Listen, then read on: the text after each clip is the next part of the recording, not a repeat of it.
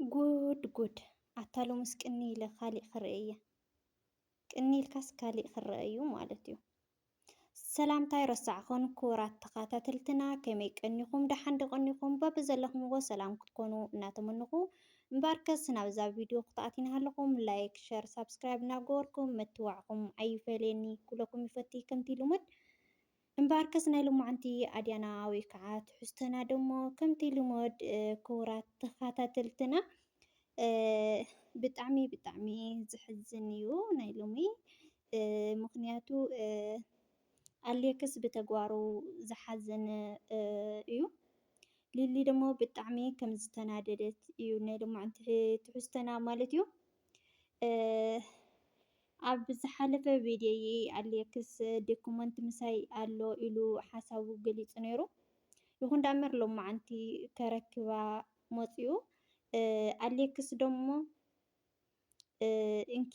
ዶኩመንትኺ ምሳይ እዩ ዘሎ ኢሉ ሂብዋ ኣረኪብዋ ማለት እዩ። ሊሊ ደሞ ብጣዕሚ ተናዲዳ ማለት እዩ። ተናዲዳ ኣብ ዝተገበረቶ ተግባር ደሞ ተግባር ኣይኮነን ወይ ከዓ ፅቡቅ ኣይኮነን። ምክንያቱ ንማንም ወዲ ሰብ ኣይኮን ዶ ክትነክኦ ትኒዕ ክትብሎ እውን ፅቡቅ ከም ዘይኮነ እዩ። ስለዚ ንኣሌክስ ማለት እዩ ፅፊዒት እያ ሂባቶ በቲ ዶኩመንት ዝሃባ ማለት እዩ። ብጣዕሚ እዩ ገሪሙኒ ኣነ ማለት እዩ ክቡራት ተኸታተልተይ ምክንያቱ ክኾን ዘይክእል ነገራት እዩ።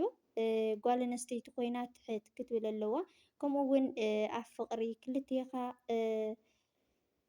ክልቴኻ ዝኾነ ነገራት ኣብ ጎንኻ ክጎናፀፍ እናሃለየ ጉዕኻ ሓዊ ኮይኑ ክመፀካ እናሃለየ እቲኣ ማይ ኮይና ክትመፅእ እናሃለየ እዩ እምበር ክልቴኻ ናብ ነዳዲ ተኮይንካ እዚ ፍቅሪ ከም ዘይኸውን ይእመን እዩ ክቡራት ተኸታተልተይ እና ብጣዕሚ ካብ ዘገረመኒ እዩ እና ኣሌክስ ብጣዕሚ እዩ ሓዚኑ ብጣዕሚ ሓዚኑ ሓሳቡ ኣብ ዝገለፀሉ ደሞ ናብ ቃሉ ከብለኩም እየ። ሰናይ ፀንሒት ይኹነልኩም ክቡራት ተኸታተልተይ ደሞ እዚ ቪድዮ እስካብ መጨረሻ ረእይዎ ሓሳብኩም ወይ ከዓ ርእይቶኩም ደሞ ኣብ ኮመንት ተቐምጡልና ኢኹም። ሰናይ ፀንሒት። ኦረዲ ተፈላለና ኢና ምዝያ ናይ ዓላ ተደልዩ ዲያስፖራ ይውሰዳ ተደልዩ ኣነ ናይ ባዕለይ ዝብሎ ነገር ድሓን ፈጣሪ ባዕሉ ፅሕን ጎና ሂወተይ ክመፅእ እዩ ምንም እውን ኣየማረርን ክጨቃጨቅ እውን የደልና ድምፃ ፋሚሊ ያው ዶክመንት ሒዘዮ እኒኹ እያ ክመልሰላ እየ ማለት እዩ ብፀባይ ቀሰብ ኢለ ክመልሰላ እየ ያው ናታ ፀባይ ፍሉጥ እዩ ብዙሕ ነገር ክትዛረብ ትኽእል እያ ክትፀርፈኒ እውን ትኽእል እያ ግን ወረዲ ተጥፊእካ ምንም ችግር የብሉን ወዶ እና ጥፋኣተይ እስካዕ ዝኾነ ድረስ ናይዚኣ ምንም ኣይዛረባን ስለቲ ካሊእ ጥፋእታ ግን እሳ ሃሊኻ ዝኩሉ ዋርሕ ሳኣን ሓንቲ ይቅርታ ምባሊ ኣብ ዝበፅሑ ክቡራት ተኸታተልተይ ኣሌክስ ከምቲ ካብ ቃሉ ዝሰማዕኩምዎ ኢኹም ብጣዕሚ ኣነ ኣጥፊአ እየ ግን ስለ ዘጥፋእኩ ደሞ ዋላ ዝበለት ትበለኒ ጥፋኣተይ ኣሚነ ክቕበሎ እየ ኩሉ ነገር እናበለ እዩ። ስለዚ ክቡራት ተኸታተልተይ እዞም ፍቅራት እዚኦም እስካብ እዚ ኣይምተዋፅሑ ነይሮም እዮም። ምክንያቱ ኣሌክስ ኣጥፊእኺ ኢኺ ወይ ከዓ እዚ ነገራት እዚ ኣይተቐበልኩ ወይ ክብላ እናሃለየ ንሳ ይቅርታ ተዝተሓቶ ነይራ ምንም እስካብ ክንድዚ ኣይምተባፅሐ ነይሩ ማለት እዩ። ሊሊ ይቅርታ ሕተት ክትበሃል እናሃለየት መንዳኑ ኣነ ኣይሓተተን እየ ኢላ እስካብ ክንድዚ ተዋፂሑ ማለት እዩ።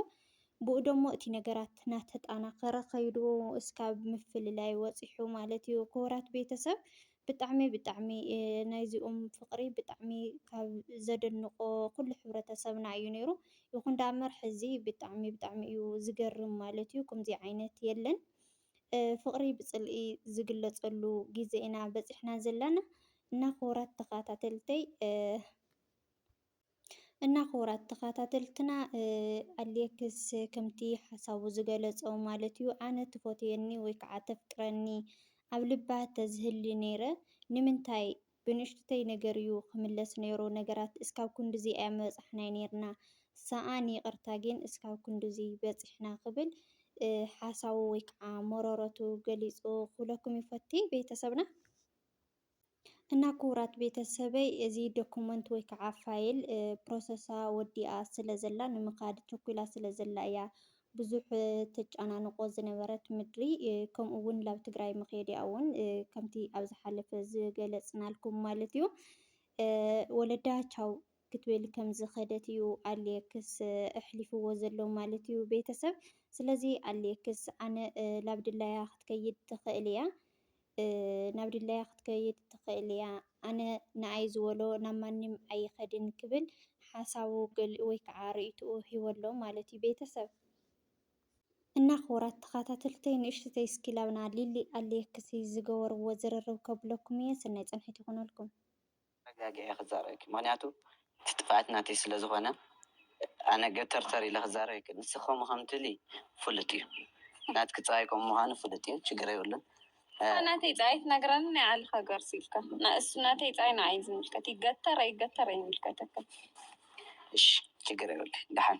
ማለት ኣነ ዝዕዘበኒ ሰብ ስለ ዘሎ ኩሉ ግዜ ናናደድክ እንዲ ክስምዒታዊ ትገብርኒ ስለዚ እቲ ናተይ ሕማቅ ፀባይ ብቻ ዘይኮነስ ሎማዓንቲ እቲ ናተይ ዓቕሊ እውን ይረአይዎ ተመልከትና እውን ማለት እዩ ዘልከ ከምስ ገርካስ ዓቕሊ ገለታ እሞ ሕዚ ንምሽፋን ዲሌይነትካ ዓቕሊ ገለት ኣለኻ ኣሻዊ መምሰሊ ሓሻዊ መምሰሊ ሞታይ ካልዕሊ እዚ ክንደይ ዘረእኸን ዘይዘረእኸን ናበልካ ንዓይ ክቡራት ተኸታተልተይ ከምቲ ዝሰማዕኹምዎ እዩ ማለት እዩ እቲ ዶኩመንት ከረክባ እዩ መፅኡ ግን ደሞ ሊሊ ብጣዕሚ ካብ ቃላት ዝወፅእ ነገራት ብጣዕሚ እዩ ከቢድ ምክንያቱ ምሳኻ ዝነበረ ኣካል ወይ ከዓ ምሳኻ ዝነበረ ወዲ ሰብ ማለት እዩ ሓሻዊ ወይ ከዓ እንታይ ድኾን ኣይበሃልን ማንም ሰብስ ኣይፅረፍን ተረዲእኩም ማለት ነቲ ሰብስ እንታይነቱ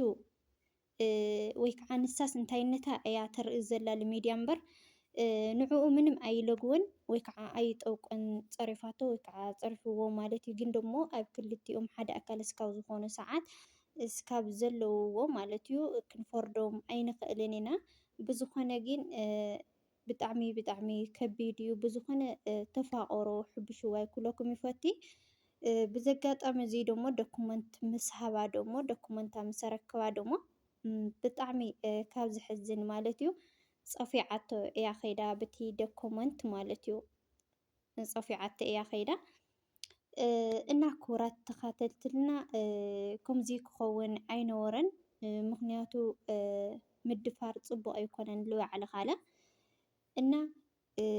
ክቡራት ተኸታተልትና ናይ ሎማዓንቲ ርእይቶና ወይ ከዓ ሓሳብና እዚ ይመስል ነይሩ በዚ ቀፀል ብካሊእ ቪድዮ እስካብ ንራኸብ ሰናይ ቅንያት ይኹነልኩም እናበልኩ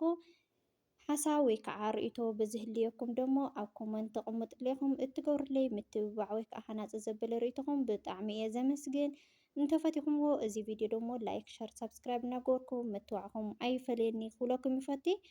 ብዝቕፅል ሒዘልኩም ዝመፅእ ቪድዮ ደሞ ብጣዕሚ ደስ ዝብል ቪድዮታት ሒዘልኩም ክመፅእ ተስፋ ይገብር ምክንያቱ ሊልና ኣሌክስ ኣምፅየ ኣብዚ ገዛየ ከምዚ ዝበለ ገዛ ኣለና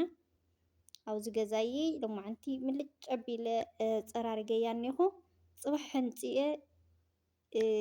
ዕርቕ ኣቢለ ሒዘልኩም ክመፅየ ፍረሽ ከም ትኾኑ ቤተሰበይ ማለት እዩ እና ሰናይ ቅንያት ዋዛ ምስ ቁም ነገር ይመስል እዚ ቻው